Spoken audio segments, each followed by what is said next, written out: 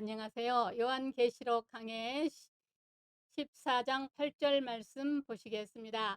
또 다른 천사 곧 둘째가 그 뒤를 따라 말하되 무너졌도다 무너졌도다. 큰 바벨론 모든 나라에게 그의 음행으로 말미암아 진노의 포도주를 먹이던 자로다 하더라. 아멘.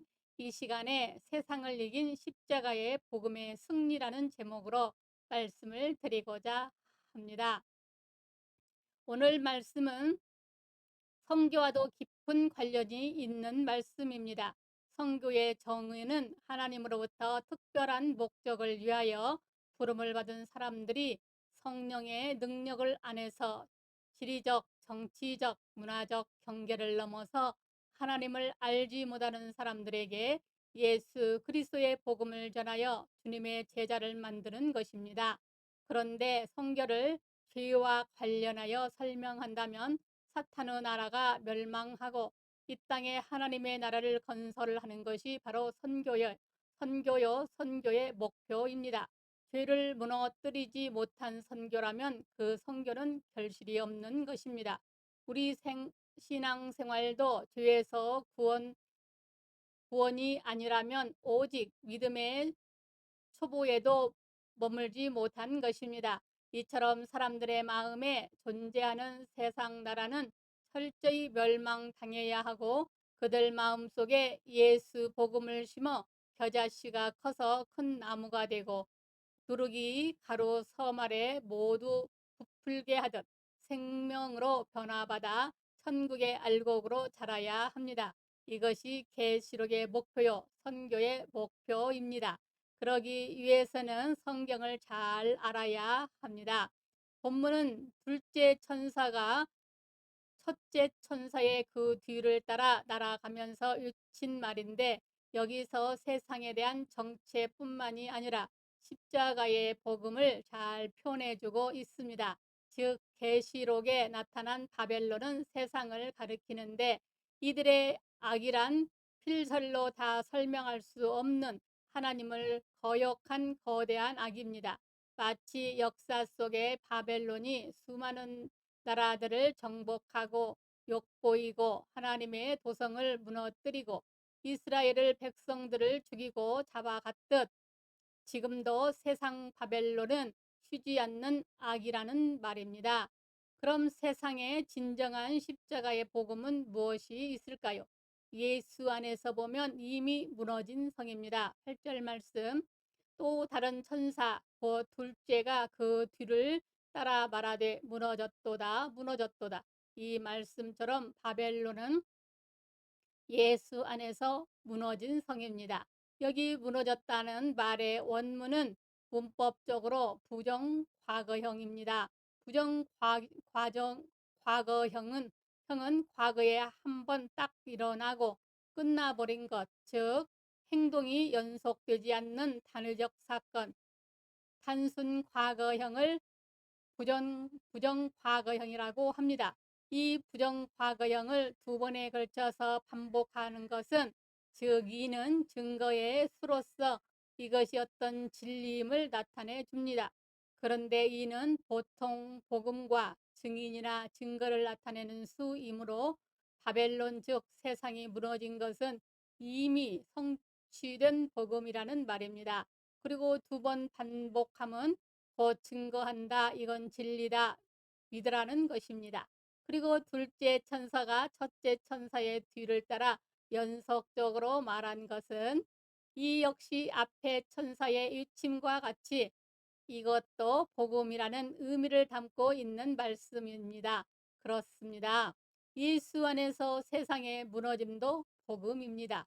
그토록 사람들을 미혹하고 통치하고 고통스럽게 하고 멸망으로 인도하던 세상은 예수 안에서 무너졌습니다. 이 죄에서 벗어나기 위해 온갖 수양과 고행과 도덕과 종교를 갖지만 해결하지 못한 것을 예수님께서 하셨습니다. 구약적인 표현을 빌린다면 이미 우리가 붙이셨습니다. 그러므로 세상이 살아있게 보이지만 살아있는 것이 아닙니다. 마치 여리고성과 같이 말씀과 성령으로 치면 다 무너지고 말 도성입니다. 그러므로 세상 멸망에 대한 자신감을 가지시기 바랍니다. 세상의 사조와 타락의 풍조, 세상의 비기독적인 요소, 이방 종교, 공산주의 등 다 하나님이 우리에게 붙이셨다는 확신을 가지시기 바랍니다. 우리가 복음을 믿고 성령으로만 일어나면 악들은 발바닥의 재와 같을 것입니다. 마치 이스라엘 백성들이 바벨론의 포로로 갔다가 바벨론이 멸망함으로 해방되어 돌아온 것처럼 예수 안에서 우리 성도들은 해방을 누릴 은혜를 주어졌습니다. 그래서 갈라디아 6장 14절에 그러나 내게는 우리 주 예수 그리스도의 십자가 위에 결코 자랑할 것이 없으니 그리스도로 말미암아 세상이 나를 대하여 십자가에 못 박히고 내가 또한 세상을 대하여 그러하니라. 즉 예수 안에서 보면 우리만 십자가에 못 박힌 것이 아니라 세상도 우리를 대하여 못 박혔습니다. 그러므로 이것도 복음입니다. 그러므로 세상의 권세가 아무리 강력하다 할지라도 이걸 진리로 받아들여야 합니다. 이건 나도 세상에 대하여 상관이 없고 세상도 나에 대하여 볼 일이 없다는 말입니다. 우리 안팎으로 모두 십자가에 못 박혔습니다. 그리고 성령의 부흥이 임하면 이 세상의 문화 역시 급변합니다. 사람이 변하기 때문입니다. 그래서 성령이 임하시면 나도 세상을 사랑하지 않게 될 뿐 아니라 세상도 나를 유혹하지 못합니다. 세상에 유혹이 없다는 말이 아니라 세상 안에 있으면 세상도 나에게 흥미를 느끼지 못한다는 말입니다. 그러므로 우리가 틈을 보이지 않는다면 우리는 성령 안에서 100% 이깁니다. 그러므로 예수 안에서 세상이 무너졌다는 이 진리를 먼저 서시기 바랍니다. 세상은 어마어마한 권세와 영광을 누렸습니다. 그래서 큰 성 바벨론이라 했습니다. 역사 속의 바벨론을 보면 바벨론은 BC 3000년 이전에 정착하여 세계에서 가장 오래된 도시였습니다. 바벨론에서 유명한 왕은 함무라비 BC 1792년에서 1750년으로서 엄격한 법전을 편찬했고 누부갓네살 1세 BC 1123년에서 1103년은 바벨론을 수도로 삼았고 신바벨론 제국은 BC 620년 시작 누부갓네살 2세 BC 605년에서 562때 최고 전성기를 누려 아수르를 정복하고 예루살렘을 정복하여 유대인들을 포로로 끌어갔습니다. 이때가 주전 580년이었습니다. 누부갓네살이 거대한 제국과 아울러 거대한 성을 쌓았는데 그것이 그 유명한 바벨론 성입니다. 성경에 바벨론 성을 큰 성이라고 한 것처럼 성의 규모는 아주 컸습니다. 대개 성은 사각형 모양이었는데 성의 한 변의 길이가 120 스타디움, 둘레가 480 스타디움, 그러니까 미터법으로 고치면 둘레의 길이가 약 90km가 되는 성이었습니다. 오늘날도 둘레가 90km면 적지 않는 도시인데 수천 년 전에 인력이나 동물을 이용하여 그 성을 만들었다는 것은 불가사의한 일입니다. 바벨론 성을 향해 유브라데 강이 흐르는데 강물은 바벨론 성에 도착하면서 세 갈래로 나누어져 한 강은 성 안으로 흐르고 다른 두 갈래는 성벽 주위를 돌아서 흐르게 하여 누구도 성벽에 접근하지 못하도록 했습니다.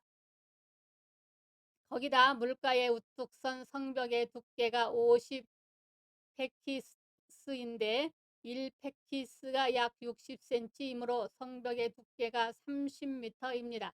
그리고 성벽의 높이는 200페키스, 즉 약 120m입니다.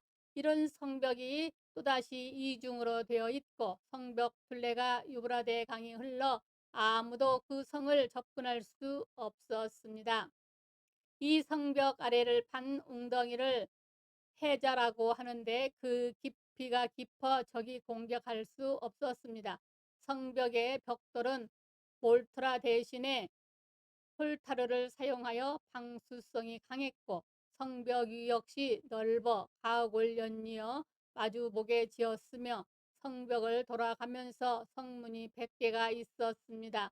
이 문들은 녹슬지 않고 견고한 청동으로 제작되었고, 문 후 바깥쪽에는 다리를 놓아 다리를 들었다 놓았다 할 수 있는 도개교이었습니다. 성 안의 집들은 철근 콘크리트가 아니었지만 3, 4층의 튼튼한 건물로 밀집되어 있었고, 성 안의 길이는 도시 계획이 잘 되어 바벨론 성이 무너진 것은 상상도 못할 일이었습니다. 거기다 느부갓네살이 그의 왕비를 위해 궁전 위에 만든 공중 정원은 고대 7대 불가사의 중 하나에 속할 만큼 호화로운 것이었습니다. 그러나 어떻게 멸망하느냐 하면, 바벨론 왕이 하나님 성전에서 가져온 기명으로 술을 마시면서 하나님을 능멸할 때 하나님께서 페르시아의 고레스 왕을 보내서 그 성을 함락시킵니다. 그때 가장 큰 문제가 성을 둘러싼 해자, 즉 강물이었습니다. 그러나 고레스는 군사들을 시켜서 유브라데강 상류에 막고 물줄기를 360갈래로 돌려 물이 줄어들자 술에 취한 바벨론 성을 일거에 정복해 버렸습니다. 이처럼 세상은 큰 성 바벨론과 같습니다. 계시록에서 큰 성이란 물리적으로만 크다는 뜻이 아닙니다. 그만큼 미혹력이 강력할 뿐 아니라 많은 사람들을 미혹하여 멸망에 빠뜨렸다는 것을 말합니다. 세상이 지배하지 않는 곳이 어디 있겠습니까? 마귀가 이 천하만국과 그 영광을 가지고 예수님을 미혹하기도 했습니다. 모두가 세상의 지배하에서 죄에 빠져 살아가고 있습니다. 그런데 이 성이 예수 안에서 무너졌다고 하는 것입니다. 그러므로 예수 안에서는 세상도 더 이상 힘쓸 수 없게 되었습니다. 그러므로 우리가 세상을 변화시킬 수 없다는 말은 성경적이 아닙니다. 이 세상이 아무리 타락해도 우리 하나님의 백성들이 일어나 복음과 성령으로 빛을 발하면 세상도 바벨론 성처럼 무너지고 맙니다. 그래서 술집이 없고 교도소가 없는 도시로 변화된 예도 많습니다. 그래서 하나님 경유하기 좋은 세상을 만들어갈 수 있게 됩니다. 그러기 위해서는 고레스가 그랬던 것처럼 물줄기를 끊고 대신 말씀과 성령의 물줄기를 보내야 합니다. 예수 복음을 전할 뿐 아니라 기도해서 이 땅에 뜨거운 성령의 운동이 일어나야 합니다. 그러면 아무리 강성한 세상도 힘없이 무너지고 맙니다. 그래서 역대하 7장 14절에 내 이름으로 일컫는 내 백성이 그들의 약한 길에서 떠나 스스로 낮추고 기도하여 내 얼굴을 찾으면 내가 하늘에서 듣고 그들의 죄를 사하여 그들의 땅을 고칠지라. 우리 마음도 사이도 세상도 다 고쳐 주십니다. 아멘. 지금 죄악이 발달해 가는 것도 우리들이 할 일을 감당하지 못하고 있기 때문입니다. 세상은 사람을 미혹하여 하나님의 진노 아래 있게 합니다. 그리고 큰 성 바벨론이여 모든 나라에게 그의 음행으로 말미암아 진노의 포도주를 먹이던 자로다 하더라. 바벨론은 먹이던 자라 하여 의인화하고 있습니다. 마치 역사 속에 바벨론이 모든 나라를 진노로서 짓밟은 것처럼 세상 역시 많은 사람들을 죄악으로 미혹하여 하나님의 진노를 받게 만든다는 것입니다. 여기 모든 나라는 넓게는 국가, 좁게는 우리 개인에게도 해당되는 말입니다. 그래서 성경은 성도를 나라와 제사장이라고 말씀합니다. 우리가 나라입니다. 그러므로 하나님의 통치를 받아야 하는데 하나님께 순복하지 않거나 은혜를 모르면 세상 통치를 받을 수밖에 없습니다. 그리고 음행이란 말이 나오는데 음행이란 육신적인 음행을 포함하여 세상을 사랑하여 그리스도의 신부의 정절을 지키지 아니하고 하나님에 대한 신의를 저버리는 모든 것을 말합니다. 그래서 야고보서 4장 4절에 간음한 여인들아 세상과 벗된 것이 하나님과 원수됨을 알지 못하느냐 했고, 에베소서 5장 5절로 7절에는 너희도 정녕 이것을 알거니와 음행하는 자나 더러운 자나 탐하는 자 곧 우상 숭배자는 다 그리스도와 하나님의 나라에서 기업을 얻지 못하리니 이로 말미암아 하나님의 진노가 불순종의 아들들에게 임한다고 했습니다. 세상이 바로 사람들에게 이런 짓을 하고 있다는 말입니다. 그리고 진노의 포도주란 말이 나오는데 포도주가 생산되는 과정을 생각해 보면 그 답을 알 수 있습니다. 포도가 수확이 되면 그 포도를 포도주 틀에 넣고 사람이 올라가서 집합습니다. 여기에는 인정사정이 없습니다. 잘 짓밟을수록 좋고 많은 포도주가 생산되기 때문입니다. 세상이 우리를 이렇게 하나님의 진노를 받게 만들더라는 말입니다. 사랑하는 여러분, 하나님께서는 지금 이 시간에도 모든 해방을 갖추어 놓으시고 우리에게 이 패역한 세상에서 구원받으라 나와라 그리고 전도하여 변화시키라고 부르짖고 계십니다. 세상이 아무리 약해도 이 진리 안에서 보시기 바랍니다. 그리고 늘 은혜 충만 받으시기 바랍니다. 그러므로 우리 모두 세상의 정체를 분명히 깨닫고 썩어질 세상에 마음 두지 말고 항상 승리의 복음에 굳게 서서 늘 하나님을 경외함으로 나와 세상은 십자가 아래 다 사라지고 하나님의 통치가 나를 비롯 땅끝까지 이룰 수 있도록 기도하고 선교하는 복된 성도들이 다 되시기 바랍니다. 감사합니다. 하나님 아버지 말씀을 듣는 하나님의 자녀들에게 복 주시옵소서. 우리 주 예수 그리스도의 이름으로 사랑하고 축복합니다. 아멘.